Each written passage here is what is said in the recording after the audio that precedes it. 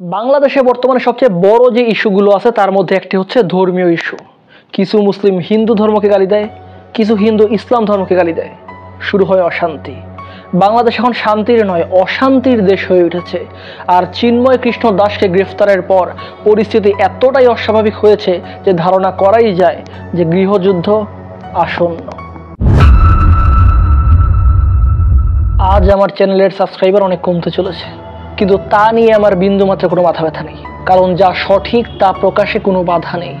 আর আমি প্রথমেই ক্ষমা চেয়ে নিচ্ছি, কারণ আমার আজকের ভিডিওটা কোনো ধর্মকে ছোট করার জন্য নয়, কোনো ধর্মপ্রাণ মানুষকে ছোট করার জন্য নয়। আমার এই ভিডিওটা শুধুমাত্র সেই সব ধর্মান্ধদের জন্য যাদের বিচার বিবেচনাহীন কর্মকাণ্ডের জন্য আমার দেশের সম্প্রীতি আজ হুমকির মুখে। যদি শুরু থেকেই বলতে হয় তবে এই সকল ঘটনার সূত্রপাত 5ই আগস্ট থেকে। ঠিক আছে, শেখ হাসিনার পর আপনাদের কি হবে সেটা আমারও চিন্তার বিষয় না, আমার পরিবারের আর চিন্তার বিষয় না, আপনারা বুঝবেন। কারণ ওই দিন কিছু সন্ত্রাসী গোষ্ঠী পরিকল্পিতভাবে আওয়ামী লীগ সমর্থকদের বাসা বাড়িতে হামলা চালায়, কারণ ওই দিন এদেশের সকল প্রশাসন ঘুমিয়েছিল। ওই দিনই কিন্তু হিন্দুদের বাসা বাড়িতে এবং মন্দিরে হামলা হচ্ছে এসব নিয়ে বেশ গুজব রটানো হয়, যা নিয়ে আমি একটা ভিডিও তৈরি করেছি এবং এই ভিডিওতে বিস্তারিতভাবে সবকিছুই দেওয়া আছে। তো এই বিষয় নিয়ে আমি এখানের সময় নষ্ট না করি। পরবর্তীতে দুর্গাপূজার প্রতিমা ভাঙচুরের অভিযোগ পাওয়া যায়। তাদের বাড়ির ভিতরে সে কে বা কারা প্রতিমা ভেঙে চলে যায় তারা নিজেরাই জানে না।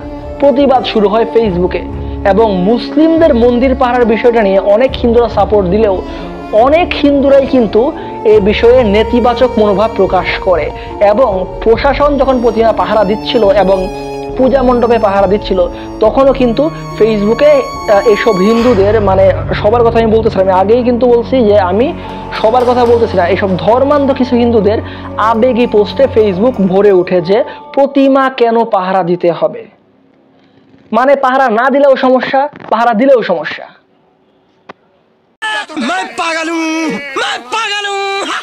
তখন থেকে কিন্তু সংখ্যালঘুদের উপর নির্যাতন এই বিষয়গুলো খুব বেশি পোস্ট হচ্ছে এই ধরনের পাবলিকদের ফেসবুকে।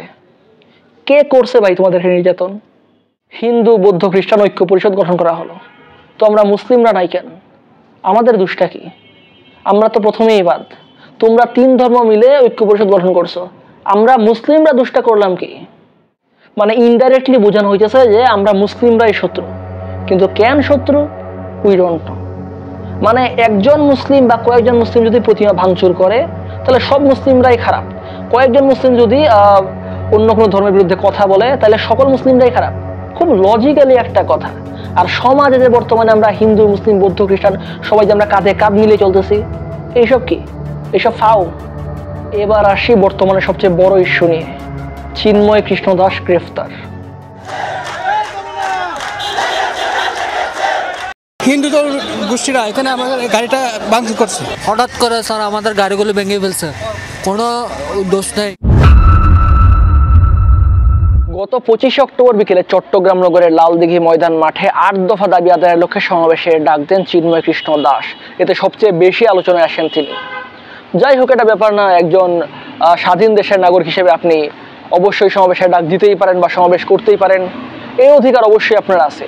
কিন্তু একজন ওস্তাদ বা গুরু হিসেবে সমাবেশে উস্কানিমূলক কথা বললে দাঙ্গা বেঁধে যেতে পারে, এটা অবশ্যই আপনার বোঝা উচিত। এবং সেই জগৎজ্যোতি দাসের বীরশ্রেষ্ঠ খেতাব কেড়ে নেওয়া হয়েছে শুধুমাত্র হিন্দু হওয়ার অপরাধে।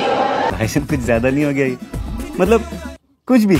আমার এক হিন্দু ভাই ইসকন বিষয়ে একটা পোস্ট করেছিলেন, মানে ইসকনের যে নিয়ম নীতিগুলো আছে সেসব বিষয়ে একটা পোস্ট করেছিলেন।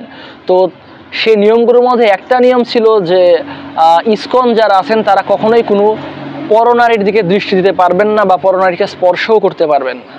তো আমরা সবাই জানি চিন্ময় কৃষ্ণ দাসও একজন ইসকন। তো এবার একটা নিউজ দেখাই। গ্রেপ্তারকৃত ইসকন নেতা চিন্ময় দাস ব্রহ্মচারী 2023 সালে শিশু নিপীড়নের দায়ে অভিযুক্ত হয়েছিলেন। এজন্য 18 বছর বয়সের নিচে কেউ যাতে তার সান্নিধ্যে না যায় সে ব্যাপারে সতর্ক করেছিল যুক্তরাজ্যে অবস্থিত ISKCON international child protection office.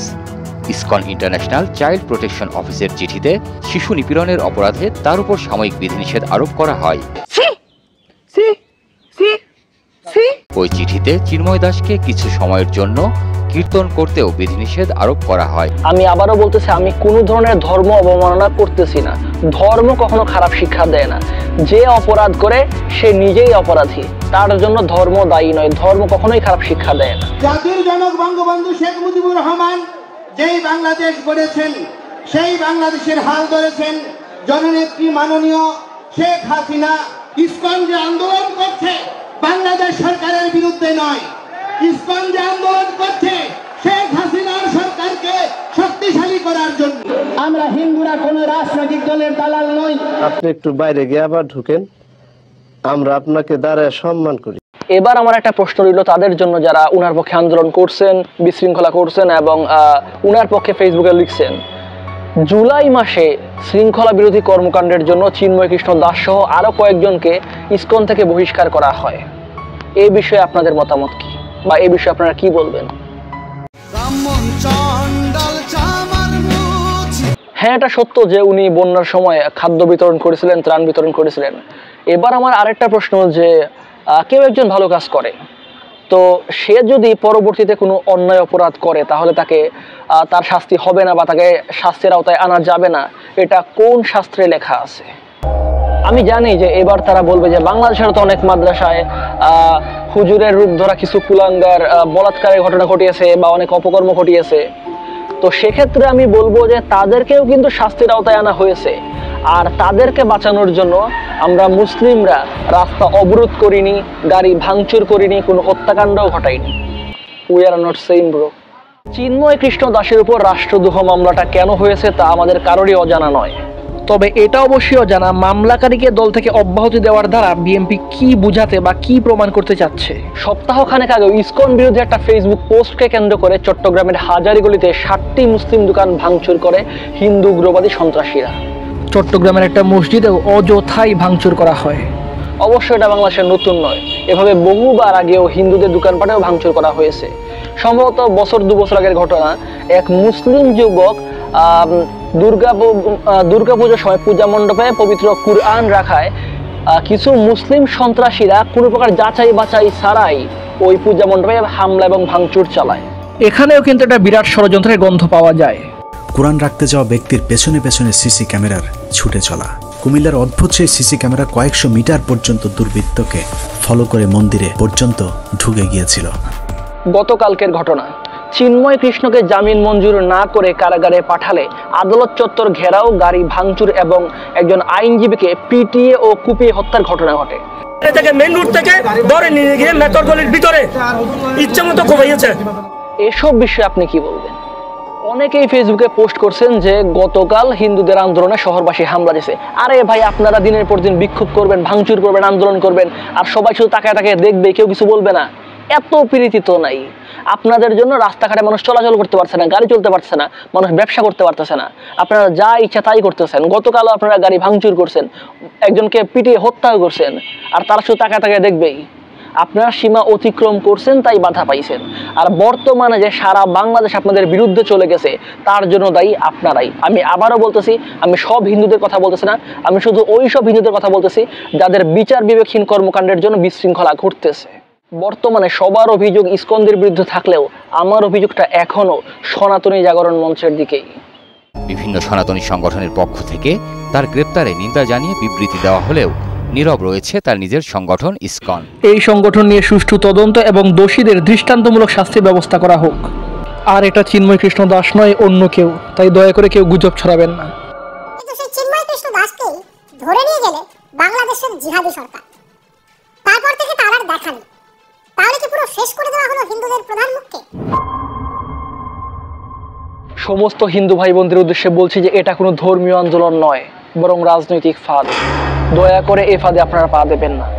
আপনাদের আবেগী চোখের পানিতে ভাসার চেষ্টা করবে আওয়ামী লীগের নৌকা, আর সেই নৌকা করেই আবারও দেশে প্রবেশ করবে অখণ্ড ভারত মিশন, যেটা আমরা কখনোই হতে দিতে পারি না। আমার দেশে না হিন্দুস্তান ঢুকবে না পাকিস্তান ঢুকবে। আমার দেশের সকল ভালো মন্দ সকল সিদ্ধান্ত আমরাই নেব।